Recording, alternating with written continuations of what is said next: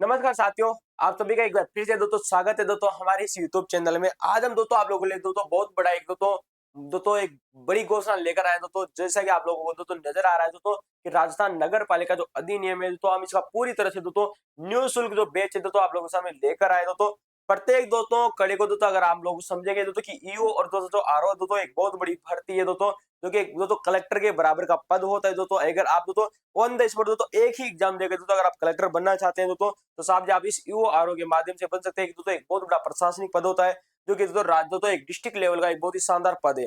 तो दोस्तों इसमें जो एक दोस्तों आप लोगों से दोस्तों राजस्थान की ज्योग्राफी, राजस्थान का इतिहास आप लोगों से पूछा जाएगा, कल्चर दोस्तों, साथ में दोस्तों भारत का संविधान और राजस्थान की राज्य व्यवस्था, प्लस ये जो नगर पालिका जो अधिनियम है ये दोस्तों दिया गया है। हमने दोस्तों राजस्थान की दोस्तों ज्योग्राफी की दोस्तों महामैराथन क्लास दोस्तों लागू कर दी है, राजस्थान की ज्योग्राफी, हिस्ट्री और राज्य व्यवस्था की। इसके अलावा दोस्तों हमने राजस्थान के इतिहास और कला संस्कृति की वीडियो भी शुरू कर दी है और राजस्थान की राज्य व्यवस्था की क्लास भी शुरू कर दी है। आज हम दोस्तों आप लोगों की डिमांड के ऊपर दोस्तों राजस्थान नगर पालिका अधिनियम दोस्तों निःशुल्क बैच लेकर आए। पूरी तरह से दोस्तों एक एक शब्दों पर गौर करेंगे, जहां से आप लोगों से अभी तक क्वेश्चन पूछा जा सकता है। जैसा कि दोस्तों आप लोगों को नजर आ रहा है दोस्तों कि जो जो क्या नाम से दोस्तों जो राजस्थान नगर पालिका जो अधिनियम पूरी तरह से दोस्तों जो नया है दोस्तों उसी की हम चर्चा करेंगे। ठीक है दोस्तों, पूरी तरह ओरिजिनल कंटेंट आप लोगों के सामने दोस्तों। और ये कंटेंट दोस्तों वैसे तो दोस्तों ये गुरु ज्ञान पब्लिकेशन का कंटेंट दोस्तों, जिन्हें आप दोस्तों सामने संतोष विष्णुश्वर के नाम से जानते हैं, उनका कंटेंट है। लेकिन मैं पढ़ा हुआ आपको राउंड रहा हूं तो, क्योंकि उन्होंने फ्री में उपलब्ध करा दी थी पीडीएफ, तो देखेगा इसका हम दोस्तों डिजिटल रूप भी आप लोगों के सामने लेकर आएंगे। ठीक है, तो देखिएगा कि नगर पालिका जो अधिनियम है वर्ष 2009 का अधिनियम आता है। कब का है दोस्तों? वर्ष 2009 का है। क्वेश्चन बेसिक ऐसे भी क्वेश्चन बन सकता है। क्वेश्चन बन सकता है कि राजस्थान जो नगर पालिका जो अधिनियम वर्ष 2009 है साहब जी, इसमें 17 अध्याय है। कितना अध्याय है दोस्तों? साहब जी इसमें 17 अध्याय है। ये बात आपको याद रखनी है। ठीक है, इसकी धाराओं की चर्चा करें तो दोस्तों इसमें 344 धारा है। कितनी? 44 दोस्तों धारा है दोस्तों, 344 धारा है दोस्तों। इसमें दोस्तों अनुसूचियां दोस्तों 6। अब दोस्तों अक्सर बच्चे दोस्तों यहीं पर दोस्तों इसको दोस्तों घबरा जाते हैं कि हमें दोस्तों इस अधिनियम की सबसे पूरी की पूरी दोस्तों 344 धारा पढ़नी नहीं दोस्तों। यहाँ से दोस्तों मात्र आपको दोस्तों लगभग दोस्तों 100 धाराएं आपको पढ़नी है। 100 दोस्तों 244 धाराएं बिल्कुल भी नहीं पढ़नी, क्योंकि वो आपके सिलेबस में नहीं है। जो सिलेबस में दिया गया हम उनकी चर्चा आप लोगों से करते हैं। तो दोस्तों ये तो क्वेश्चन बन सकता है, क्वेश्चन तो बन सकता है कि दोस्तों इस अधिनियम में दोस्तों 17 अध्याय है। कितने अध्याय है? 17 अध्याय है। धारा कितनी साहब जी? धारा 344 है। और दोस्तों अनुसूची इसमें 6 के अंदर अनुसूची कितनी है? 6। लेकिन दोस्तों जो आपको सिलेबस में क्या क्या दिया गया है वो दोस्तों गौर कीजिएगा दोस्तों। यहाँ से आपके दोस्तों सिर्फ यही सिलेबस में दिया गया है, यानी कि पढ़ना आपको सिर्फ इतनी सी धारा है दोस्तों, इतने से अध्याय है दोस्तों। कुल 17 अध्याय भी आपको नहीं पढ़ने। क्या क्या नहीं पढ़ने दोस्तों? आपको क्या पढ़ना है पहले तो वो देख लीजिएगा दोस्तों। पढ़ना क्या है दोस्तों? गौर करना दोस्तों, आपको पढ़ना क्या है दोस्तों वो देखिएगा। देखिएगा दोस्तों सिलेबस में क्या क्या है आपको। दोस्तों अध्याय 2 पढ़ना है आपको, अध्याय 3 पढ़ना है, अध्याय 4 पढ़ना है, अध्याय 5 पढ़ना है, अध्याय 7 पढ़ना है। यानी कि अध्याय दोस्तों 1 और दोस्तों 6 आपको नहीं पढ़ने। यानी कि दोस्तों सिलेबस में क्या नहीं है दोस्तों ये देखिएगा साहब जी। सिलेबस में क्या है वो देखिएगा।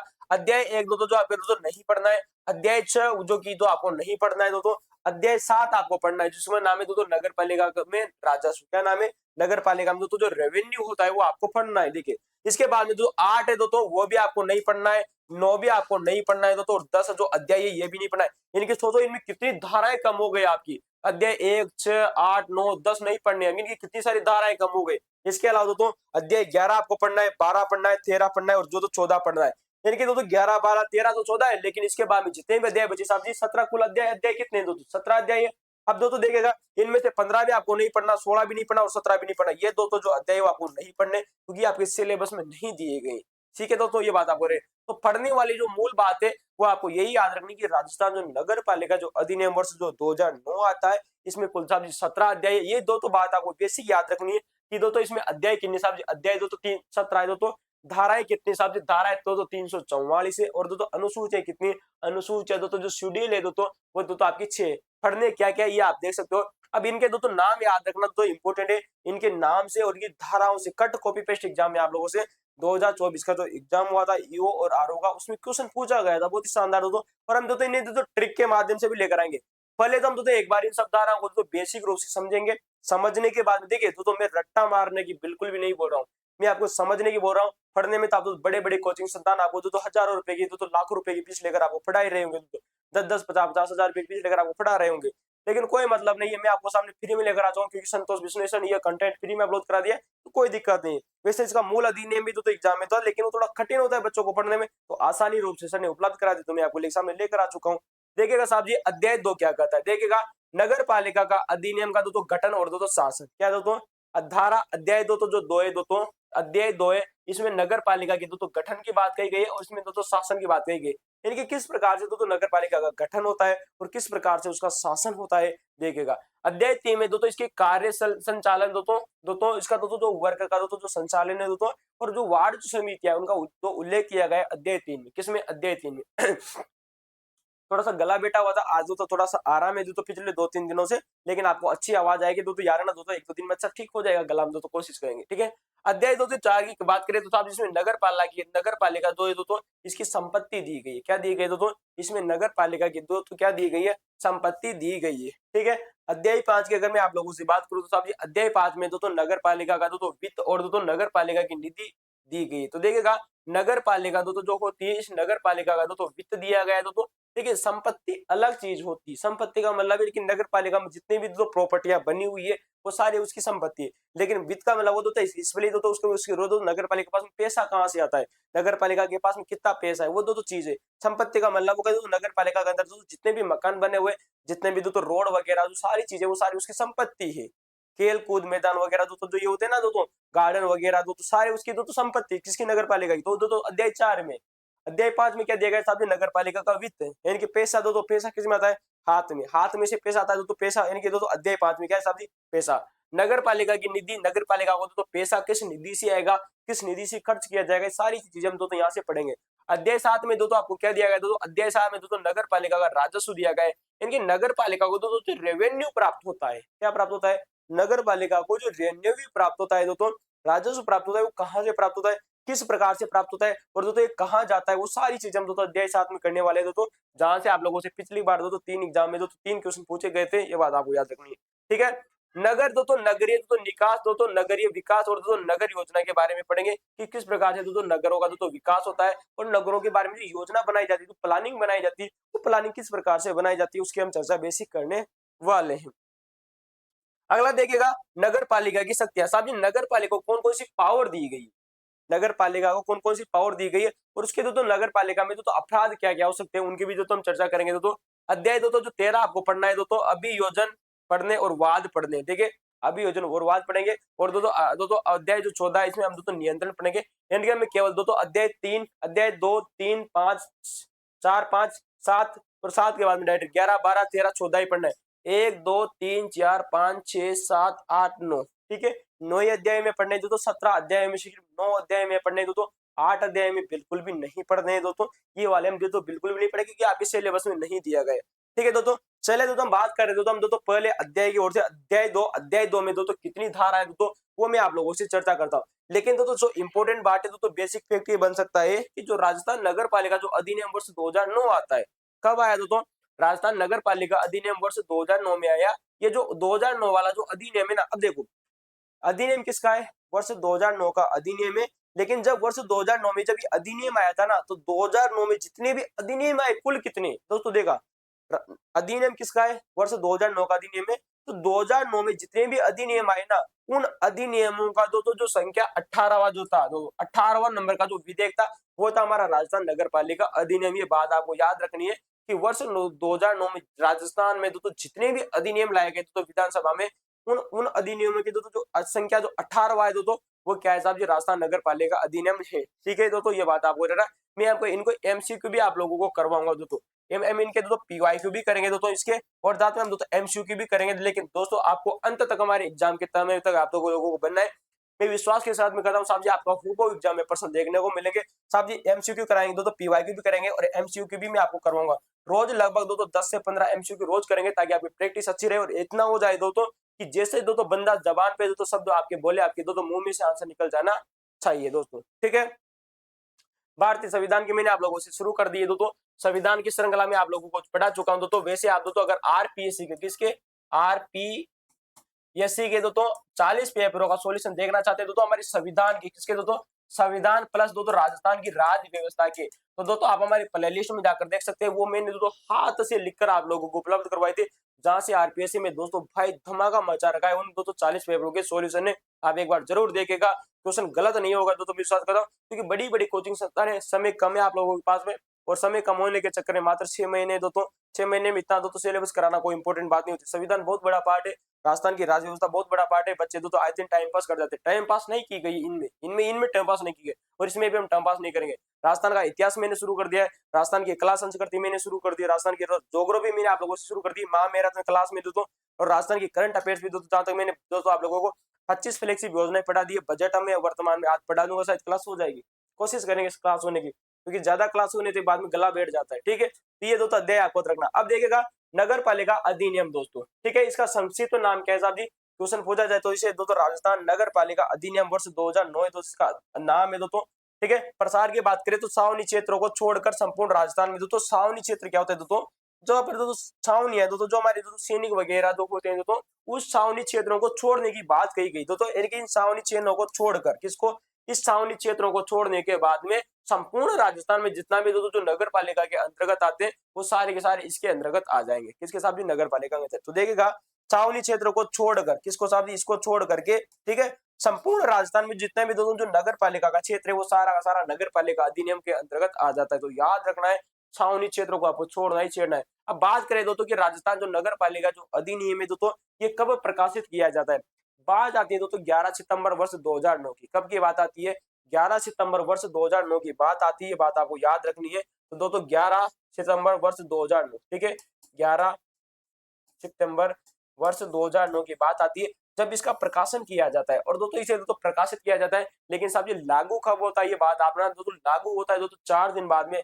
अर्थात मैं कह सकता हूँ दोस्तों 15 सितंबर दोस्तों सन 2009 को। कब दोस्तों, 15/9/2009 को दोस्तों ये लागू होता है। ये दोनों डेट वेरी मोस्ट इंपोर्टेंट है आपके लिए, क्वेश्चन लड़का लीजिएगा दोस्तों, क्वेश्चन बनेगा इन दोनों डेट से। ठीक है, तो दोस्तों हमने दोस्तों चर्चा की नगर पालिका जो अधिनियम है दोस्तों ये 11 सितंबर 2009 को दोस्तों प्रकाशित किया जाता है और लागू कर दिया जाता है दोस्तों इसे 15 दोस्तों सितंबर 2009 को। ये बात आपको याद रखनी है। ठीक है, चलिए अब देखा दोस्तों यहाँ पर दोस्तों हमने दोस्तों आप लोगों से बात की दोस्तों इसमें 17 अध्याय है। कितने अध्याय दोस्तों, 17 अध्याय है दोस्तों, 344 धारा है दोस्तों, 344 धारा के अलावा दोस्तों 6 अनुसूचियां, कितनी दोस्तों 6 अनुसूचियां। इनमें से मात्र हमको दोस्तों केवल 9 अध्याय ही हम लागू पढ़ने दोस्तों, 8 अध्याय हमको नहीं पढ़ने। ये मैंने आप लोगों को सोचा कि 8 अध्याय में जितनी भी धाराएं आती है उन 344 मूल धाराओं में से दोस्तों जितने भी दोस्तों 344 में से लगभग दोस्तों हमें केवल 100 धाराएं आपको पढ़नी है। और मैं रोज अगर आपको दोस्तों अगर 10 धारा भी रटवाऊं ना भाई तो 10 दिन में मामला सल्ट जाएगा इसका। आपको दोस्तों इसका डर नहीं लगेगा, मैं विश्वास करता हूं। तो आपको डर लगता है ना कि सर नगर पालिका अधिनियम जिंदगी में पहली बार पढ़ रहे, बड़ी बड़ी कोचिंग संस्थान यहाँ से आप लोगों के सामने आ रही है, वो दोस्तों समाप्त कर दी जाएगी। ठीक है भाई,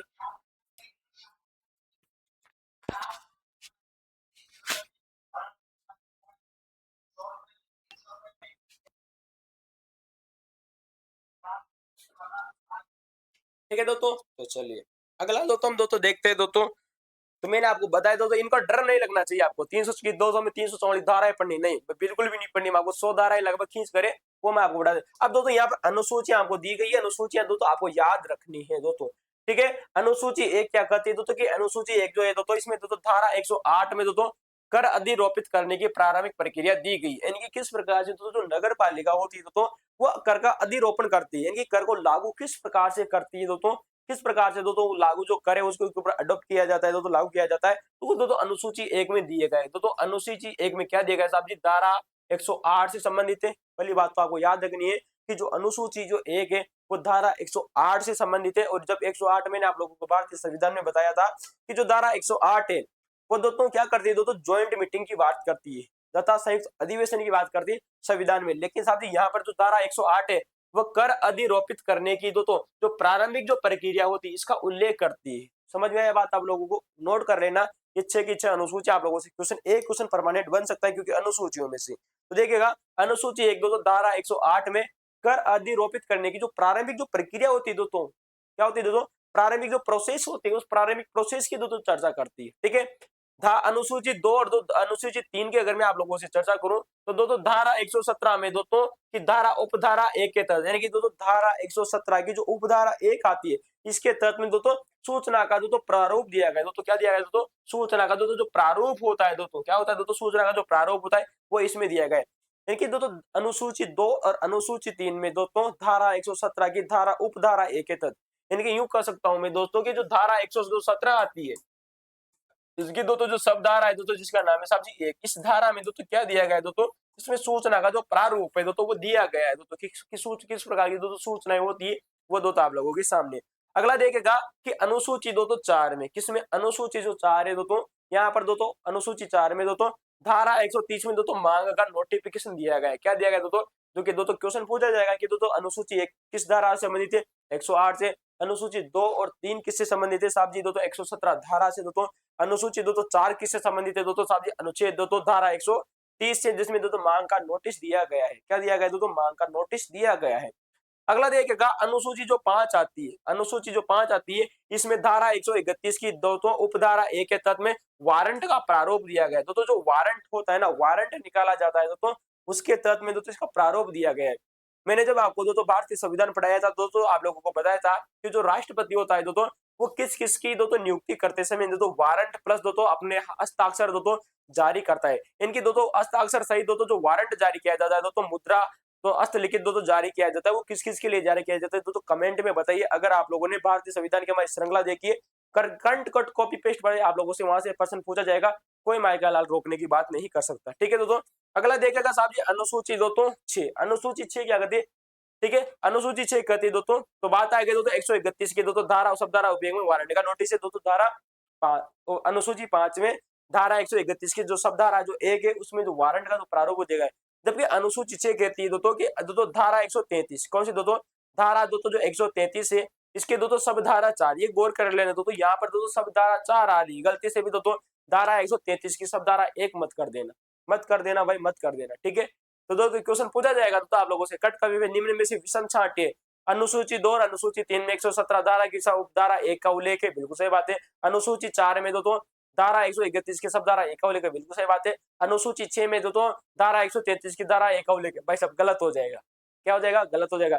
अनुसूची जो 6 है दोस्तों इसमें दोस्तों जो धारा है जो 131 है, सॉरी दोस्तों 133 है, धारा 133 की जो शब्द धारा 4 है के तहत दोस्तों जब जंगम संपत्ति होती है तो चल अचल दो संपत्ति होती है ना, तो चल प्लस अचल संपत्ति, इन्हें स्थावर और जंगम संपत्ति भी कहा जाता है। इसे दोस्तों आप चाहे चल संपत्ति अचल संपत्ति बोलते हो, उसी प्रकार से दोस्तों जो जंगम संपत्ति तो इसने स्थावर और जंगम संपत्ति भी कहा जाता है, दोस्तों जंगम संपत्ति कहा जाता है। तो जंगम जो संपत्ति होती है उसको कुर्क करने की सूची का दोस्तों प्रारूप दिया गया है। दोस्तों जंगम संपत्ति को दोस्तों कुर्क का मतलब होता है दोस्तों बेचना, क्या होता है दोस्तों, बेचना, अर्थात उसको दोस्तों बेचा जा सकता है। दोस्तों बोली लगाकर कहते हैं ना कि कोई भी अगर व्यक्ति किसी भी संपत्ति को दोस्तों उसको पूरा पैसा भुगतान नहीं करता है तो जो नगर पालिका होती है वो नगर पालिका उसको बेचने का अधिकार रखती है। किसके तहत में रखती है साहब जी, अनुसूची दोस्तों जो 6 है दोस्तों उसकी शब्द धारा 133 की जो शब्द धारा जो 4 है, तो अनुसूची 6 के तहत में धारा 133 की जो शब्द धारा 4 है उसके तहत में जो जंगम संपत्ति है दोस्तों उसको कुर्क करने अर्थात बेचने की दोस्तों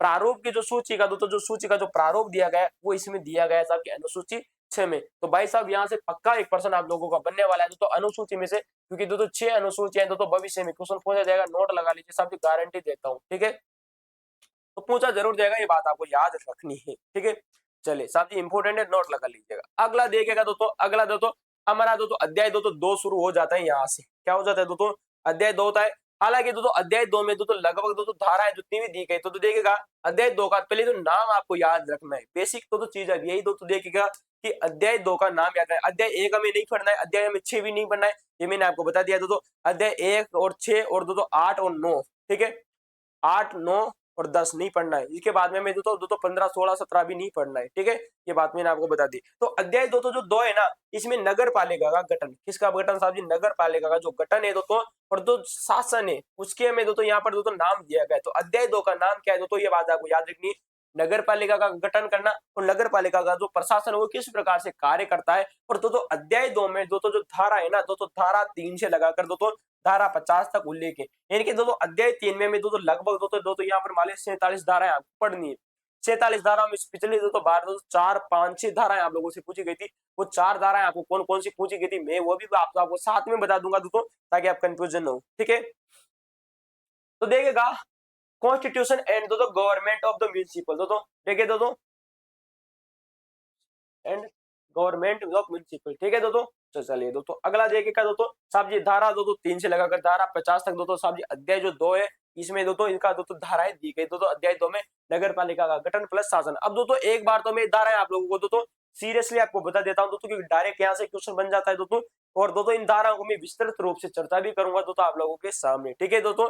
तो नगर पालिका का परिसीमन करना, क्या करना चाहते दोस्तों, डिलिमिटेशन दोस्तों ऑफ द म्युनिसिपैलिटी, ठीक है दोस्तों। तो यानी कि दोस्तों नगर पालिकाओं का परिसीमन करना दोस्तों धारा 3 में दिया गया है। किसमें दिया गया दोस्तों, धारा 3 में क्या दिया गया दोस्तों, ध्यान आ दोस्तों, डिलिमिटेशन दोस्तों ऑफ द म्युनिसिपैलिटी दोस्तों दिया गया है दोस्तों धारा 3 में, ठीक है, ये बात है ना। तो नगर पालिकाओं का दोस्तों जो परिसीमन करने का जो उल्लेख है दोस्तों वो धारा 3 में दिया गया है, ये बात आपको याद रखनी है। देखो तो देखिएगा धारा 4 की अगर मैं बात करूं तो दोस्तों धारा 4 में नगर पालिका बोर्ड को अधिनियम के ऐसे उपबंधों के प्रवर्तन से छूट देने की शक्ति जो उसके अनुपयुक्त हो। यानी कि कहीं ना कहीं दोस्तों जो नगर पालिका बोर्ड को जो अधिनियम के किसका दोस्तों जो नगर पालिका दोस्तों जो अधिनियम है दोस्तों उसके कुछ ऐसे उपबंधों के प्रवर्तन से दोस्तों छूट देने की शक्ति दोस्तों जो उसके अनुपयुक्त हो दोस्तों, यानी कि किसके उपयुक्त दोस्तों, यानी कि राजस्थान नगर पालिका जो अधिनियम है दोस्तों उसके दोस्तों कुछ ऐसे दोस्तों उपबंध दोस्तों जो कि दोस्तों नगर पालिका बोर्ड के तत्व में दोस्तों अनुपयुक्त उनको दोस्तों पावर दी गई। तो देखिएगा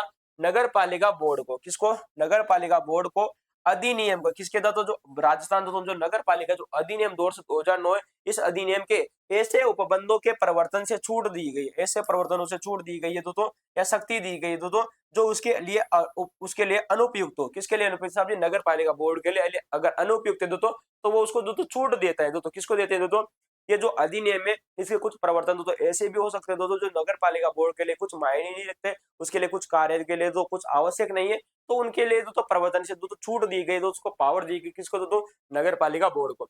नगर पालिका की स्थापना करना और दोस्तों निगमन, ये क्वेश्चन इंपोर्टेंट है, यहाँ से क्वेश्चन आप लोगों से पूछा गया था पिछली बार दोस्तों कि नगर पालिका की स्थापना करना और नगर पालिका का दोस्तों निरीक्षण, दोस्तों क्या करना, निरीक्षण दोस्तों स्टेबलिमेंट एंड दोस्तों इनकरप्शन दोस्तों इनकॉर्पोरेशन ऑफ द म्युनिसिपैलिटी, ठीक है दोस्तों। तो स्टेबिलिटी, ठीक है, एंड दोस्तों इनकॉर्पोरेशन दोस्तों ऑफ द म्युनिसिपैलिटी, ठीक है। तो ये बात आपको याद है। तो नगर पालिका की दोस्तों स्थापना करना और इसका दोस्तों निर्गमन दोस्तों ये पिछली बार आप लोगों से पूछा गया था धारा 5, ठीक है दोस्तों। धारा 6 क्या कहती है दोस्तों, नगर पालिकाओं की संरचना, यानी कि दोस्तों स्ट्रक्चर की बात करती है दोस्तों, स्ट्रक्चर ऑफ द नगर पालिका, ठीक है दोस्तों, ठीक है। कंपोजिशन दोस्तों ऑफ द म्युनिसिपैलिटी, ठीक है, स्ट्रक्चर बोल दो या तो संरचना बोल दो या तो कंपोजिशन बोल दो, ठीक है, बात आप एक ही याद रखना दोस्तों, कंपोजिशन ऑफ द म्युनिसिपैलिटी, ठीक है। चलिए तो नगर पालिका की संरचना दोस्तों 6 में, नगर पालिका का स्थापना 5 और निगम दोस्तों 6 में, ठीक है, निगमन धारा 6 में दोस्तों नगर पालिका का सीमन दोस्तों करना, और दोस्तों धारा 4 कहती है कि दोस्तों जो हमारी नगर पालिका बोर्ड को अधिनियम के कुछ ऐसे उपबंधों के प्रवर्तन में दोस्तों छूट दी गई है या दोस्तों छूट दी गई जो उसकी शक्ति जो उसके अनुपयुक्त हो, किसके दोस्तों, नगर पालिका बोर्ड के अगर अनुपयुक्त है दोस्तों उनको छूट देने की बात भी कही गई है। तो दोस्तों बात आपको याद हुई, धारा 3 आपको याद है, बेसिक समझेंगे दोस्तों कोई दिक्कत नहीं है, यहाँ से हम दोस्तों हो सकता है दोस्तों प्लीज हमारी दोस्तों 10 20 30 40 क्लास कितनी भी हो जाए, 6 महीने का समय, अगर एक दिन में हम 1 घंटे की क्लास भी करेंगे तो 1 महीना आप आराम से मान ये पूरी तरह से हम कंप्लीट करा देंगे, ठीक है। पदावधि, यानी कि नगर पालिका की दोस्तों जितने भी पदाधिकारी होते हैं उनकी पदावधि दी गई तो हमारे किसमें साहब जी धारा 7 में, किसमें दी गई है, धारा 7 में पदावधि दी गई, ये बात आपको याद रखनी है। नगर पालिका शासन में नगर पालिका में दोस्तों निहित होना है, यानी कि जो नगर पालिका का जो शासन है तो वो नगर पालिका में ही निहित होगा। कौन करती है दोस्तों, धारा 8 एक करती है दोस्तों कि धारा 8 में कहा गया कि दोस्तों कि नगर पालिका का जो शासन है दोस्तों, नगर पालिका का जो शासन होता है दोस्तों वो नगर पालिका में ही निहित होगा। किसमें निहित होगा, नगर पालिका में ही निहित होगा, ये बात आपको याद रखनी है। तो नगर पालिका का जितना भी दोस्तों एडमिनिस्ट्रेशन है तो सारा का सारा किसमें होगा, तो नगर पालिका में ही होगा।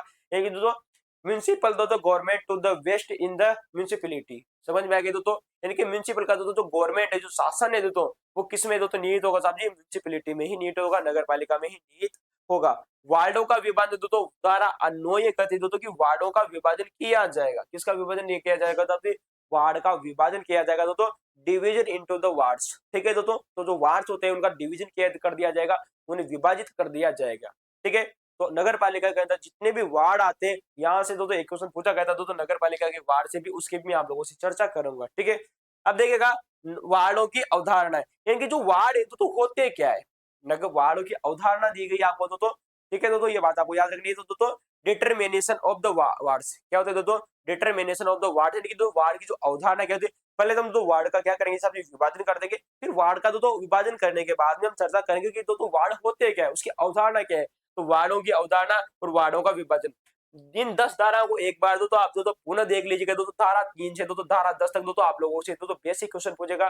धारा 3 में क्या दिया गया है दोस्तों, नगर पालिकाओं का परिसीमन दिया गया है दोस्तों। धारा 4 के मैंने आप लोगों से बात की दोस्तों कि नगर पालिका बोर्ड को अधिनियम के ऐसे उपबंधों के परिवर्तन से छूट देने की शक्ति जो उसके लिए अमली उपयुक्त हो। धारा 5 में क्या दिया गया साहब जी, धारा 5 में दोस्तों दिया गया है दोस्तों नगर पालिका की दोस्तों स्थापना करना और उसका दोस्तों निगमन करना। किसमें, धारा 5 में नगर पालिका की स्थापना करना, उसका निगमन दिया गया है। धारा 6 में नगर पालिका की संरचना दी गई, क्या दी गई, नगर पालिका की संरचना दी गई। धारा जो 7 है दोस्तों उसमें तो उसकी पदावधि दी गई है कि नगर पालिका में जितने भी तो पदाधिकारी आएंगे उनकी जो पदावधि वो क्या होगी दोस्तों, टर्म्स ऑफ द म्युनिसिपैलिटी। ठीक है दोस्तों, ऑफिस। अभी दोस्तों पदावधि हो गई दोस्तों, नगर पालिका की सत्ता होगी। धारा 8 ये कहती है दोस्तों कि जो नगर पालिका का जो शासन होगा वो नगर पालिका के अंतर्गत ही आएगा। कन्फर्म है दोस्तों, ठीक है। तो नगर पालिका का जो शासन होता है वो नगर पालिका के अंतर्गत ही आएगा। अब दोस्तों धारा 9 क्या कहती है दोस्तों कि वार्ड का विभाजन कर दिया जाएगा। धारा 9 कहती है दोस्तों कि वार्ड का विभाजन कर दिया जाएगा। और धारा 10 ये कहती है कि जो वार्ड होते हैं उन वार्ड की अवधारणा क्या है, उनके दोस्तों टर्म्स ऑफ द वार्ड्स। ठीक है, ये बात आपको याद रखनी। ठीक है, तो वार्ड का विभाजन दोस्तों, ये धाराएं आपको याद हुई। धारा पहले 50 तक हम इसी क्रम में आप लोगों को पढ़ेंगे। फिर दोस्तों धारा 50 दोस्तों पूरी पढ़ लेंगे, फिर उसके बाद में एक एक धारा को पढ़ेंगे, यानी कि दोस्तों पूरी तरह से मैटर ऐसा कंप्लीट करेंगे कि जिंदगी में तुम भूलोगे नहीं। ठीक है, चलिए देखिएगा दोस्तों धारा 11 क्या कहती है दोस्तों, नगर पालिका के लिए दोस्तों निर्वाचन, यानी कि हम दोस्तों हमने वार्ड का विभाजन कर दिया और वार्ड के दोस्तों वार्ड के हमने अवधारणा को देख लिया। अब दोस्तों हम इलेक्शन की बात करेंगे, क्या कहेंगे कि नगर पालिका के लिए दोस्तों जो इलेक्शन होगा, जो निर्वाचन होगा वो कैसा होगा, इलेक्शन ऑफ द म्युनिसिपैलिटी। ठीक है दोस्तों, तो यार है ना दोस्तों कि नगर पालिका के लिए जो निर्वाचन है दोस्तों, ये धारा किसमें दिया गया है दोस्तों, धारा 11 में दिया गया है। राज्य निर्वाचन आयोग के कृत्यों का प्रत्यायोजन है कि दोस्तों जो हमारा स्टेट दोस्तों जो इलेक्शन कमीशन होगा, क्या होगा दोस्तों, स्टेट दोस्तों जो इलेक्शन कमीशन होगा दोस्तों, राज्य निर्वाचन जो आयोग होगा, जिसकी चर्चा हम दोस्तों राजस्थान की राज्य व्यवस्था में जो 40 पेपरों में काफी अच्छी तरह से चर्चा कर चुके थे दोस्तों, इलेक्शन कमीशन ऑफ स्टेट दोस्तों स्टेट इलेक्शन कमीशन की, उसके जो कार्य होंगे उनका प्रत्यायोजन की बात इसमें की गई है। किसके दोस्तों, धारा 12 में क्या किया गया है दोस्तों कि जो election commission of the state होगा दोस्तों, स्टेट इलेक्शन जो कमीशन होगा, तो देखिएगा डिलीगेशन ऑफ द पंचन दोस्तों, डिलीगेशन का मतलब होता है दोस्तों प्रत्यायोजन। क्या होता है दोस्तों, प्रत्यायोजन दोस्तों, तो डिलीगेशन और यानी कि दोस्तों प्रत्यायोजन ऑफ द पंचन की पर्सन किसका साहब जी, कार्य होगा, किसका, पांचों का, स्टेट इलेक्शन कमीशन। ठीक है, ऑफ स्टेट इलेक्शन कमीशन, यानी कि जो हमारा राज्य निर्वाचन आयोग होगा उसके जो कार्य होंगे उनका प्रत्यायोजन की बात कही गई दोस्तों साहब जी धारा 12 में। धारा 11 में हमने चर्चा की दोस्तों कि नगर पालिका का निर्वाचन होगा, निर्वाचन कौन करेगा साहब जी, राज्य निर्वाचन जो आयोग है इसका साहब जी क्या कराएगा दोस्तों, निर्वाचन कराएगा। और इसकी जो राज्य निर्वाचन आयोग के जो कार्य है उनका दोस्तों इसमें प्रत्यायोजन दिया गया है दोस्तों। ठीक है दोस्तों, समझ में आई बात आपको।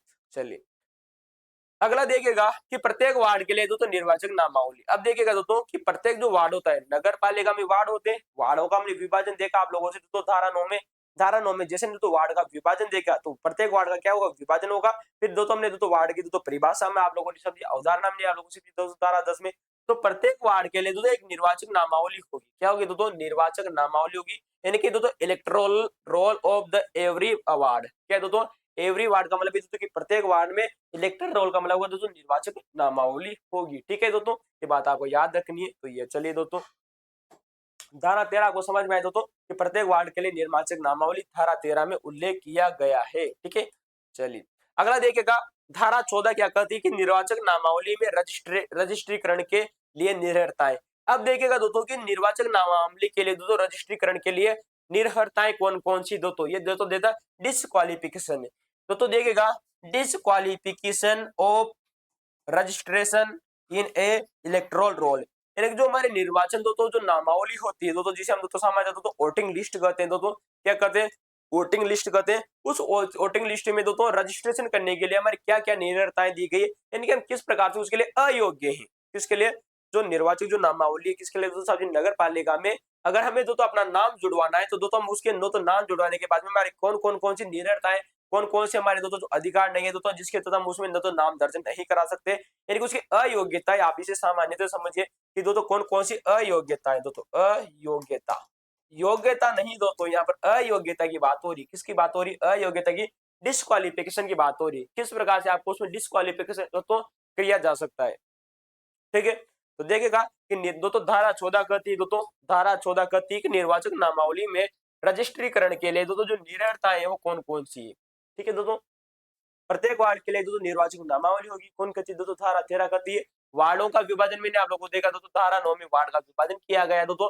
धारा 10 में क्या गया है दोस्तों, वार्डों की अवधारणा दी गई दोस्तों। नगर पालिकाओं के लिए दोस्तों निर्वाचन, दोस्तों निर्वाचन कौन करेगा, स्टेट कलेक्शन ऑफ इंडिया करेगा। स्टेट ऑफ कलेक्शन दोस्तों इंडिया, स्टेट सॉरी दोस्तों स्टेट इलेक्शन जो आयोग है दोस्तों वो करेगा। फिर उसके लिए दोस्तों प्रत्येक वार्ड के लिए दोस्तों निर्वाचक नामावली जारी करेगा। अभी निर्वाचन नामावली के बाद उसकी अयोग्यताएं कौन कौन सी दोस्तों, कि कौन कौन से बंदे के लिए दोस्तों उसकी जो जो निर्वाचन जो सूची दोस्तों उसमें उसका नाम नहीं हो सकता, वो उन योग्यताओं की तो अयोग्यताओं की चर्चा करेंगे। तो अयोग्यता कौन कौन सी, ये दोस्तों 14 धारा आप लोगों को समझ में आई होगी, तो दोस्तों देख सकते हो दोस्तों इन 14 धाराओं को एक बार रट्टा मार लीजिएगा।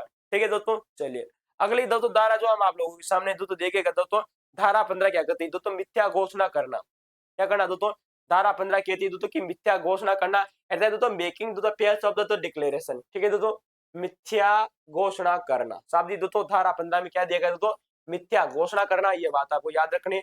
धारा 16 में दोस्तों मुख्य निर्वाचन अधिकारी दिया गया है दोस्तों, जहां से पिछली बार आप लोगों से क्वेश्चन पूछा गया है दोस्तों, एक दोस्तों चीफ इलेक्टोरल ऑफिसर के बारे में, किसके दोस्तों, चीफ इलेक्टोरल ऑफिसर के बारे में दोस्तों आप लोगों से क्वेश्चन पूछा गया था, मुख्य निर्वाचन अधिकारी के बारे में, कि नगर पालिका का जो मुख्य निर्वाचन जो अधिकारी होता है धारा 16 में लेके, ये दोनों धाराएं बहुत ज्यादा इंपॉर्टेंट है भाई साहब। क्या दोस्तों, ये दोनों जो धारा है दोस्तों वेरी वेरी मोस्ट इंपोर्टेंट है। यहाँ से पिछली बार भी क्वेश्चन पूछा गया था और भविष्य में भी क्वेश्चन पूछा जाएगा आपके 2026 या 27 में जब भी आपका एग्जाम होता है। तो मुख्य निर्वाचन जो अधिकारी दोस्तों धारा 16 में, धारा 17 में जिला निर्वाचन अधिकारी दिया गया है। क्या दिया गया दोस्तों, जिला निर्वाचन जो अधिकारी दोस्तों ये धारा 17 में दिया गया है। ठीक है, तो मुख्य निर्वाचन अधिकारी धारा 16 में, धारा 17 में जिला निर्वाचन अधिकारी।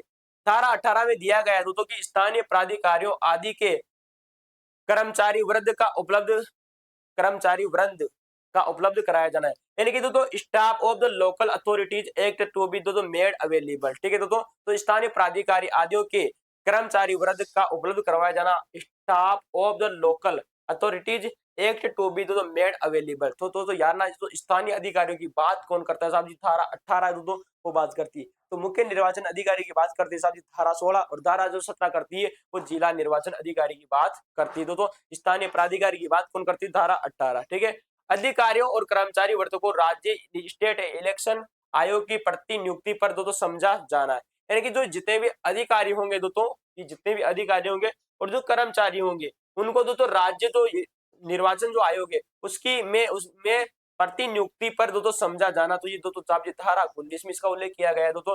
धारा 20 कहती है कि निर्वाचक नामावलियों की तैयार करने आदि से संसदीय कर्तव्यों का भंग करना दोस्तों, तो निर्वाचक नामावलियों की तैयारी करने आदि से दोस्तों सख्त दोस्तों जो पदीय जो कर्तव्य है उनको भंग करने की बात कही गई है दोस्तों। एक ही दोस्तों ब्रीच ऑफ द ऑफिशियली दोस्तों duty in the connection with the preparation act of the electoral rolls के माध्यम से। समझ में आई बात आप लोगों को, कि निर्वाचक नामावलियों के तैयार करने से दोस्तों आदि से सदी जो कर्तव्य होते हैं उनको भंग किया जा सकता है। ठीक है दोस्तों, तो धारा 20 में दिया गया है सदस्य होने के लिए अहित व्यक्ति, कौन व्यक्ति दोस्तों जमा रहा है दोस्तों, जो धारा 21 कहती है दोस्तों, ये धारा इंपोर्टेंट है दोस्तों, याद रखना इस धारा को भी दोस्तों, कि सदस्य होने के लिए दोस्तों अहर्ता कौन है। हमने दोस्तों इससे पहले हमने दोस्तों आप जो धारा दोस्तों जो 14 पढ़ी थी दोस्तों, उसमें दोस्तों हमने चर्चा की दोस्तों कौन कौन सा व्यक्ति उसमें अयोग्य है। अयोग्य कौन सा, अब यहाँ हिसाब से योग्यता वाली बात, यानी कि सदस्य होने के लिए अहर्त व्यक्ति कौन सा है दोस्तों, person of the qualified to be beginning members. ठीक है दोस्तों, तो सदस्य होने के लिए अहर्त व्यक्ति कौन होगा, तो इसमें दोस्तों धारा 21 में दोस्तों धारा 22 आप दोस्तों धारा 21 का आपको देखेगा, ये बहुत इंपॉर्टेंट है, कतिपय स्थानों पर निर्वाचन के लिए विशेष अहर्ता, यानी कि कुछ ऐसे क्षेत्र दोस्तों धारा 21 का याद रखना, धारा 21 और 21 का आपको याद रखनी इंपॉर्टेंट है। धारा 16 17 आपको ज्यादा इंपॉर्टेंट याद रखनी, धारा 21 और दोस्तों धारा 21 का भी आपको याद रखनी। धारा 21 में मैंने आप लोगों से चर्चा की कि सदस्य होने के लिए अहर्त व्यक्ति कौन है, योग्य व्यक्ति कौन है, यानी कि अगर आपको दोस्तों नगर पालिका का सदस्य बनना है तो उसमें योग्यता आपकी क्या क्या है वो हमने आप लोगों को धारा 21 में चर्चा करेंगे। धारा 21 का क्या करती है, धारा 21 जो क होती है कतिपय स्थानों पर, कतिपय स्थानों का मतलब है कुछ ऐसे क्षेत्र होंगे जो कहीं ना कहीं उनको आरक्षण प्राप्त है, उन क्षेत्रों को आरक्षण दिया गया है दोस्तों, ये क्षेत्रों में दोस्तों रिजर्व रखे गए, उन रिजर्व जो वाले जो स्थान है किसके दोस्तों, रिजर्व वाले दोस्तों जो स्थानों पर जो इलेक्शन से संबंधित निर्वाचन के लिए तो क्या विशेष अहर्ता होगी, क्या आपकी योग्यता होगी उस दोस्तों क्षेत्र के लिए, वो इसमें दी गई है। तो याद रखना दोस्तों विशेष क्षेत्रों के लिए विशेष योग्यता दी गई है। क्या समझे बात आप दोस्तों, कि जो विशेष क्षेत्र होंगे उन विशेष क्षेत्रों के लिए विशेष योग्यता दी गई है, ये बात आपको याद रखनी। 21 क में। ठीक है, चलिए इंपोर्टेंट है दोस्तों, याद रहना दोस्तों, ठीक है। चलिए, एक से अधिक वार्ड के लिए निर्वाचन लड़ने पर निर्बंधन। एक ही दोस्तों, अगर एक व्यक्ति एक से अधिक वार्ड पर दोस्तों क्या करता है साहब जी, चुनाव लड़ता है, क्या लड़ता है दोस्तों, धारा 22 क्या कहती है, धारा 22 कहती है कि एक व्यक्ति अगर एक से अधिक दोस्तों, एक ही दोस्तों, एक दो प्लस दो, एक दो और दो, क्या है दोस्तों साहब जी, 22 आ रही ना, क्या है दोस्तों, ट्रिक लगा लो दोस्तों, दिमाग को समझने की दोस्तों, समझने वाली बात है कि 22 आया तो एक आया, फिर एक के बाद में फिर एक आया, यानी कि एक और या एक से अधिक वार्ड के लिए निर्वाचन लड़ने पर प्रबंधन। क्या है दोस्तों कि कोई व्यक्ति ऐसा होता है कि वो एक दोस्तों किसी एक निश्चित स्थान से भी दोस्तों यहाँ से भी चुनाव लड़ लेगा और यहाँ से भी चुनाव लड़ लेगा। तो वो अगर व्यक्ति यहाँ से भी चुनाव लड़ रहा है और यहाँ से भी चुनाव लड़ रहा है तो उसके लिए कुछ निर्बंधन लगाए गए, उसके लिए दोस्तों कुछ निर्बंधन लगाए, उसके ऊपर कुछ दोस्तों शर्तें लगाई गई है। तो देखिएगा दोस्तों, रिस्ट्रिक्शन ऑफ द कंटेक्शन दोस्तों elections of for the more than the one ward, यानी कि कोई व्यक्ति अगर एक या एक से अधिक वार्ड के लिए तो निर्वाचन दोस्तों चुनाव लड़ता है तो उसके कुछ कुछ ऊपर निर्बंधन लगाए गए, उसके ऊपर कुछ दोस्तों पाबंद लगाए गए। वो पाबंद कौन कौन से वो दोस्तों हम जिसको धारा 22 में पढ़ेंगे, समझ में आए बात दोस्तों। चलिए, यानो ध्वनि विस्तारक आदि के उपयोग पर निर्बंधन।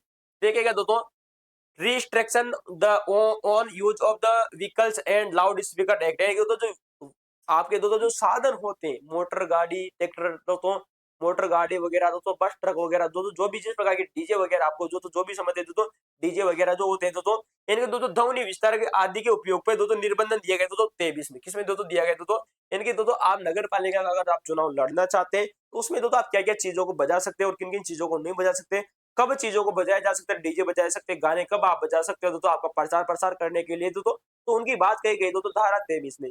इनके दोस्तों यान जो होते हैं दोस्तों, यान वो तो बोलो या यातायात के जो साधन जो होते हैं दोस्तों, ध्वनि विस्तारक को, इनके दोस्तों जो लाउड स्पीकर्स होते हैं, क्या होते हैं दोस्तों, लाउड स्पीकर्स हो गए तो व्हीकल्स हो गए, यानी दोस्तों यातायात हो गए, आदि के उपयोग पे निर्बंधन।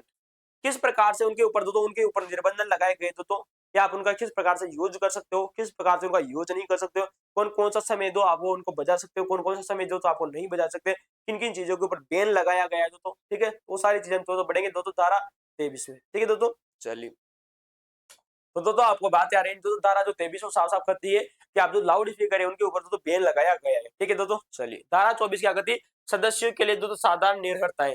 सदस्य जो होते हैं दोस्तों नगर पालिका के जो सदस्यों के लिए दोस्तों साधारण दोस्तों निर्भरताएं दोस्तों, general disqualification for the member, यानी कि साधारण निर्भरताएं कौन कौन सी, देखो भाई हमने दोस्तों ऊपर दोस्तों जब पढ़ा था दोस्तों धारा 14 में दोस्तों, तब धारा 14 में हमने आप लोगों से एक चीज बात की दोस्तों कि देखिएगा निर्वाचक नामावली में रजिस्ट्रेशन करने के लिए निर्भरताएं, तो देखिएगा धारा 214 ये कहती है कि जो निर्वाचक जो नामावली होती है उसके लिए दोस्तों डिस्क्वालिफिकेशन दी गई, क्या दी गई दोस्तों, निर्वाचक नामावली के लिए दोस्तों डिस्क्वालिफिकेशन की बात करती है दोस्तों धारा 14, क्या करती है, धारा जो 14 है, निर्वाचक जो नामावली होती है वो दोस्तों हमारी दोस्तों या दोस्तों जो मतदान दोस्तों जो सूची होती है उस मतदान सूची में अगर हमें नाम दर्ज कराना है तो उसमें हमारी कौन कौन सी निरर्ताएं दोस्तों वो दोस्तों यहाँ पर दी गई, अयोग्यता जिन्हें आप सामान्य कहते दोस्तों डिस्क्वालिफिकेशन। लेकिन दोस्तों धारा 14, अब देखिए दोस्तों धारा 14 के बाद में डायरेक्ट दोस्तों धारा 24 की बात हो रही है, किसकी दोस्तों, यहाँ पर बात हो रही है दोस्तों निर्वाचक नामावली की, किसकी बात हो रही है, निर्वाचक नामावली की बात हो रही, और यहाँ पर दोस्तों मेंबर की बात हो रही, किसके दोस्तों, सदस्य की बात हो रही, किसके दोस्तों,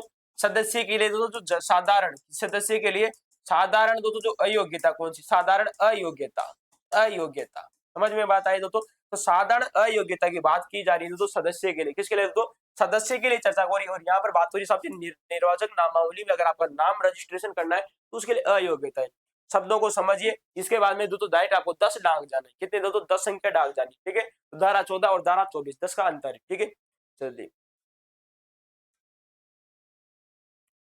धारा 16 मुख्य निर्वाचन अधिकारी, धारा 17 जिला दोस्तों निर्वाचन अधिकारी, ठीक है, जिसके बाद में धारा 21 देखेगा जो कि इंपोर्टेंट है, सदस्य के लिए व्यक्ति के लिए अयोग्यता, देखेगा धारा 24 तो कहती है और धारा 21 क्या कहती है, धारा 21 कहती है कि सदस्य होने के लिए अर्हत व्यक्ति कौन होगा, यानी कि दो सदस्य बनने के लिए योग्यता क्या क्या है, दोस्तों सदस्य बनने के लिए योग्यता क्या क्या है, योग्यता क्या क्या है, और दोस्तों यहाँ पर दी गई दोस्तों सदस्य के लिए अयोग्यताएं कौन कौन सी अयोग्यताएं, यानी कि ऐसी कौन कौन सी अयोग्यताएं दोस्तों जो अगर आप अगर सदस्य में पाई जाती है तो आपको दोस्तों सदस्य नहीं बनाया जा सकता है। तो अयोग्यताओं का उल्लेख दोस्तों धारा 24, ठीक है, सदस्य के लिए सदस्य बनने के लिए योग्यता कौन कौन सी दोस्तों वो दोस्तों हमने दोस्तों धारा 21 में देखेंगे, ठीक है। इन धारा को विस्तृत रूप से चर्चा करेंगे दोस्तों, देखते जाओ भाई। तो मतदान का अधिकार क्वेश्चन आप लोगों से इंपोर्टेंट है दोस्तों कि मतदान का जो अधिकार है किसका अधिकार है, मतदान देने का जो अधिकार है तो राइट टू वोट, क्या दोस्तों राइट टू जो वोट है मतदान का जो अधिकार है। और आप जानते हो तो जो मतदान दिवस होता है दोस्तों ये हम तो 25 जनवरी को मनाते हैं। कब मनाते हैं? 25 जनवरी को मनाते हैं। और 25 जनवरी 2026 की थीम क्या थी दोस्तों, ये आप हमें कमेंट में बताइए दोस्तों। साहब जी क्वेश्चन पूछा जा सकता है आप लोगों से। तो देखिएगा 25 जनवरी को हम दोस्तों राष्ट्रीय मतदान दिवस मनाते हैं। तो मतदान दिवस का जो अधिकार दोस्तों, मतदान का जो अधिकार दिया गया है वो धारा 25 में दिया गया है। किसमें दिया गया है? धारा 25 में मतदान का अधिकार दिया गया है। निर्वाचक को मत देने की रीति, यानी दोस्तों निर्वाचक देखिए निर्वाचक जो होता है कौन होता है दोस्तों, निर्वाचक जो होता है दोस्तों उस निर्वाचक को मत देने की रीति कौन सी, उसकी प्रक्रिया क्या है दोस्तों, क्योंकि दो manners of the voting of election दोस्तों, यानी कि दोस्तों जो निर्वाचक होता है निर्वाचक में मत देने की रीति क्या है दोस्तों, वोटिंग करने का दोस्तों जो प्रोसेस है दोस्तों वो क्या है दोस्तों, रीति क्या है, प्रक्रिया क्या है, उसकी हम चर्चा करेंगे दोस्तों। तो यार है ना दोस्तों मतदान का जो अधिकार है वो 25 में दिया गया है दोस्तों। निर्वाचक में मत देने की रीति दोस्तों किस में दी गई दोस्तों, 26 में, ठीक है। 24 में क्या दिया गया दोस्तों, अयोग्यता दी गई दोस्तों सदस्य की, ठीक है। सदस्य कौन कौन व्यक्ति दोस्तों सदस्य नहीं बन सकता। देखिए दोस्तों फटाफट दोस्तों 50 तक दोस्तों दायरा में आप लोगों को एक बार बता देता हूं दोस्तों, ताकि जो आप लोगों के लिए इंपॉर्टेंट है, ठीक है। चलिए अगला देखिएगा, आकस्मिक रिक्तियों किस प्रकार से भरी जाएगी। आकस्मिक रिक्तियां का मतलब है दोस्तों अगर कि कोई पद अचानक खाली हो जाता है तो उसे किस प्रकार से भरा जाएगा, ये क्वेश्चन आप लोगों से पूछा जा सकता है। कि धारा 27 क्या कहती है, धारा 27 कहती है कि अचानक रिक्तियां, आकस्मिक रिक्तियां किस प्रकार से बनाई जाएगी। Causal vacancy how to be filled, causal vacancy how to filled दोस्तों। तो आकस्मिक जो रिक्तियां हो गई, कुछ ऐसे पद होंगे दोस्तों जो अचानक अगर खाली हो गए दोस्तों, उनपे अचानक अगर तो कोई किसी भी प्रकार की प्रक्रिया करनी है, उनको भरना है तो किस प्रकार से वो रिक्तियां किस प्रकार से भरी जाएगी, ये क्वेश्चन आपको याद है। तो अचानक रिक्तियों किस प्रकार से भरी जाएगी ये बात आपको याद है। खाली हुई जो पद है उनको अगर अचानक भरना है तो कैसे भरी जाएगी, धारा 17 कहते हैं। धारा 27 ठीक है।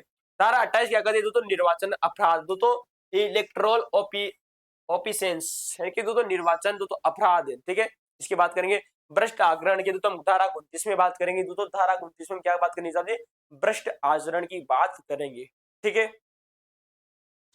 निर्वाचन संबंधी मामलों में सिविल न्यायालयों की अधिकारिता दोस्तों, जो निर्वाचन दोस्तों संबंधित जितने भी मामले होंगे, धारा 30 को याद रखना, क्वेश्चन इंपॉर्टेंट है दोस्तों। धारा 29 और 30 इंपॉर्टेंट है, धारा 27 28 29 30 सारी चारों धारा इंपॉर्टेंट है, ठीक है।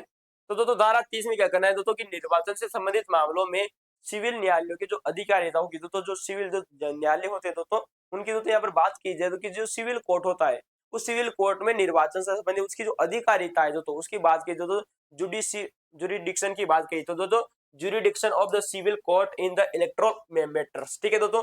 तो निर्वाचन से संबंधित दोस्तों जो भी निर्वाचन से संबंधित दोस्तों जो भी दोस्तों हमारे दोस्तों सिविल कोर्ट है उनको क्या क्या दोस्तों जुरिडिक्शन दी गई, उनकी क्या क्या अधिकारिता है, हम धारा 30 में चर्चा करेंगे। धारा 31 में दोस्तों निर्वाचन याचिका की बात कही गई है, किसके दोस्तों, तो देखिएगा धारा 30 में क्या कहे दोस्तों, निर्वाचन याचिका की बात कही गई है। धारा 32 में जिला न्यायाधीश के आदेशों की अपील कही गई दोस्तों, कि जो जिला न्यायाधीश होंगे उनके जो आदेश होंगे उनकी अपील की बात की गई दोस्तों। Appeal for the order of the district जज, क्या दोस्तों, डिस्ट्रिक्ट जज। तो जिला न्यायाधीशों की जो आदेश के से अपील की दोस्तों बात कही 32 में। धारा 33 कहती है दोस्तों कि समस्त उम्मीदवारों का निर्वाचन पास होने की दशा में प्रक्रिया। तो दोस्तों समस्त उम्मीदवारों का दोस्तों जो निर्वाचन है दोस्तों, समस्त उम्मीदवारों का जो निर्वाचन है वो अपास्त होने की दशा में दोस्तों प्रक्रिया, ठीक है दोस्तों। आदेशों और विनिश्चयों की दोस्तों अंतिमता, ठीक है, धारा 34 में दी गई दोस्तों आदेशों की विनिश्चितता और अंतिमता। निर्भरता दोस्तों 35 में दी गई, ये बात आपको याद रखनी है दोस्तों। डिस्क्वालिफिकेशन दोस्तों 35 में, ठीक है, चर्चा करेंगे इन सबकी। निर्भरता का दोस्तों हटाया जाना और उसकी कालावधि में दोस्तों कमी करना है, यानी कि दोस्तों निर्भरता को हटाया जाना और उसमें दोस्तों उसके दोस्तों जो कालावधि है जो समय अवधि उसको कमी करना, ये बताना। पद की शपथ गौर करना तो इंपॉर्टेंट है दोस्तों, पद की शपथ और त्याग पत्र दोनों धाराएं बहुत ज्यादा इंपॉर्टेंट है आप लोगों के लिए दोस्तों, कि जो नगर पालिका के जो सदस्य होते हैं वो किस प्रकार से शपथ लेते हैं, धारा 37 में लेके और धारा 38 में दोस्तों त्याग पत्र है दोस्तों दोस्तों रिकॉग्नाइजेशन, ठीक है। तो दोस्तों रिजाइन जो दिया जाता है तो रिजाइन से संबंधित तो त्याग पत्र से संबंधित धारा 38 है। धारा 237 क्या कहती है दोस्तों, ओथ ऑफ द ऑफिस, ठीक है, पद की जो शपथ ली जाती है दोस्तों नगर पालिका के सदस्यों के द्वारा, उनका उल्लेख है धारा 37 में, ठीक है। तो धारा 33 में तो पद की शपथ का उल्लेख है, धारा 38 में त्याग पत्र का उल्लेख है, दोनों धारा इंपोर्टेंट है, ये बात आपको याद रखनी है। धारा 35 निरताओं से संबंधित है। चलिए चलिए अगला देखिए दोस्तों, सदस्यों को हटाया जाना धारा 39 में दोस्तों, सदस्यों को हटाया जाना धारा 39 में उल्लेख किया गया दोस्तों। तो धारा 39 में क्या उल्लेख किया गया दोस्तों कि सदस्यों को हटाया जाना है कि दोस्तों रिवल ऑफ द मेंबर्स। ठीक है, चलिए पदावधि की समाप्ति के पश्चात कतिपय अभिकथनों की जांच करना है, यानी कि पदावधि के बाद की समाप्ति के बाद भी दोस्तों कतिपय दोस्तों जो अभिकथन दोस्तों इंक्वायरी इनटू द सेंट्रल दोस्तों एलिगेशन आफ्टर एक empire of the terms of the office, यानी कि पदावधि की समाप्ति के पश्चात कतिपय अभिकथनों की जांच करना धारा 40 में। ठीक है दोस्तों, धारा 39 की दोस्तों धारा 41 क्या कहती है, धारा 41 कहती है कि धारा 39 के अधीन हटाए गए सदस्यों की निर्योग्यता क्या क्या होगी। धारा 39 के साथ में दो जो भी सदस्य हटाया जाएगा, तो धारा 37 क्या कहती है दोस्तों, धारा 37 कहती है दोस्तों पद की शपथ की बात करती है दोस्तों, पद की शपथ की बात करती है दोस्तों। धारा 38 कहती है दोस्तों त्याग पत्र की, तो धारा 39 कहती है दोस्तों सदस्य को हटाया जाना। तो इनके धारा 37 में दोस्तों पद व्यक्ति क्या होगा, पद की शपथ लेगा, पद की शपथ लेगा। धारा 38 कहती है वो क्या त्याग पत्र देगा, और धारा 39 कहती है दोस्तों कि दोस्तों मेंबर को हटाया भी जा सकता है, जो सदस्य है उसको हटाया भी जा सकता है। तो ये बात है ना, तो धारा जो जिस प्रकार से दोस्तों सदस्य को हटाया जाएगा उस दोस्तों धारा 41 क्या कहती है कि धारा 41 कहती है कि दोस्तों धारा 39 के अधीन हटाए गए जो सदस्य होते हैं उसकी निर्योग्यता की बात करती है, निर्योग्यता की बात करती है कि उस दोस्तों सदस्य को क्यों हटाया जाएगा, उसकी निर्योग्यता धारा 41 में उल्लेखित है। सदस्य को हटाया तो जाएगा तो धारा 39 के तहत में, लेकिन सदस्य की जो अनिर्योग्यता है तो धारा 41 में दी गई। ठीक है, चलिए 8 धाराएं हमारी और बचती है, इनको दोस्तों हम चर्चा कर लेते हैं दोस्तों एक बार, जिसमें आज का हमारा दोस्तों जो वीडियो यहीं पर कंप्लीट हो जाएगा, लगभग 1 घंटे का वीडियो हो जाएगा। वीडियो कैसा लगा दोस्तों कमेंट में बताइएगा। अगर आपको वीडियो अच्छा लग रहा है तो आप वीडियो को लाइक भी कर सकते हो, शेयर भी कर सकते हो।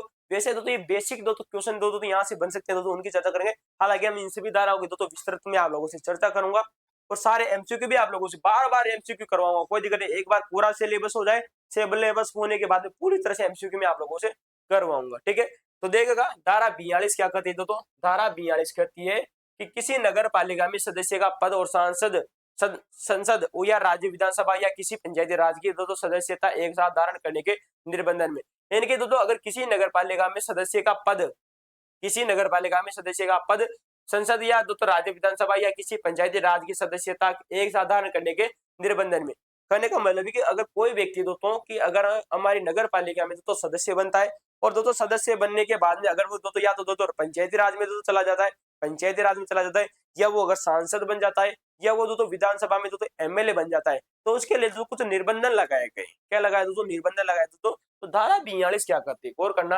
धारा 42 कहती है कि किसी भी नगर पालिका में सदस्य का पद का संसद या तो राज्य विधानसभा या पंचायती राज संस्था की सदस्यता एक साथ धारण करने पर, एक साथ धारण का मतलब कि अगर नगर पालिका सदस्य भी है, अगर वो अनेक पद को धारण कर लेता है, सांसद बन जाता है, एमएलए बन जाता है, या पंचायती राज का सदस्य बन जाता है, तो उसके लिए कुछ निर्बंधन लगाए गए। तो क्या लगाए दोस्तों, निर्बंधन लगाए गए, ये बात आपको याद रखनी है दोस्तों। ठीक है, अगला देखिएगा इंपोर्टेंट है दोस्तों, इंपोर्टेंट है धारा 42। ठीक है, प्रत्येक नगर पालिका में एक अध्यक्ष और एक उपाध्यक्ष होगा। कौन कहती है दोस्तों, धारा 43 क्या कहती है, धारा 43 कहती है दोस्तों 43 दोस्तों जो धारा है वो ये कहती है दोस्तों कि प्रत्येक नगर पालिका में एक अध्यक्ष होगा दोस्तों और एक उपाध्यक्ष होगा। कौन कहती है दोस्तों, धारा 43 क्या कहती है कि दोस्तों प्रत्येक नगर पालिका में एक अध्यक्ष होगा और एक उपाध्यक्ष होगा ही होगा, कोई रोक नहीं सकता। ठीक है, चले धारा 44 क्या कहती है दोस्तों कि अध्यक्ष और उपाध्यक्ष के निर्वाचन की विधि मान्यता की अवधारणा, यानी कि दोस्तों धारा 44 के तहत में जो अध्यक्ष और दोस्तों धारा 43 में एक अध्यक्ष होगा और एक उपाध्यक्ष होगा।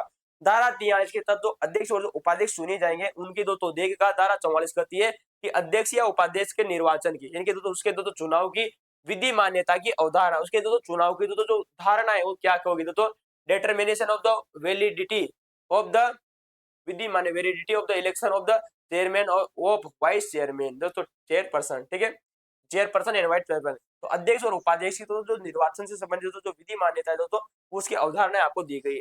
मुख्य नगर पालिका के करते क्वेश्चन दोस्तों यार ना, क्वेश्चन इंपोर्टेंट है। धारा 43 कहती है कि नगर पालिका में एक अध्यक्ष होगा एक उपाध्यक्ष होगा। धारा 44 कहती है कि उनके दोस्तों जो निर्वाचन की जो अवधारणा है वो क्या कहती है। धारा 45 क्या कहती है साथी, धारा 45 कहती है कि मुख्य नगर पालिका के कर्तव्य कौन कौन से होंगे। क्वेश्चन इंपोर्टेंट है, यहाँ से क्वेश्चन बन सकता है आप लोगों से कि नगर पालिका क्या क्या कार्य करती है। कि जो मुख्य नगर पालिका होती है, चीफ दोस्तों क्या कहते हैं दोस्तों, कोर म्यूनिसिपलिटी दोस्तों कंसर्न। ठीक है, तो मुख्य नगर पालिका के कर्तव्य कौन कौन से होंगे, 45 धारा कहती है।